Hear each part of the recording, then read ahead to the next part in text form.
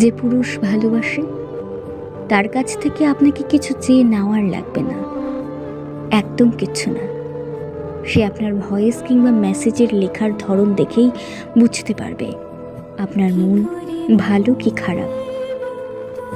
সে জানে কি করলে আপনার মন ভালো হবে এবং কোন ব্যাপারে আপনার মন খারাপ হবে।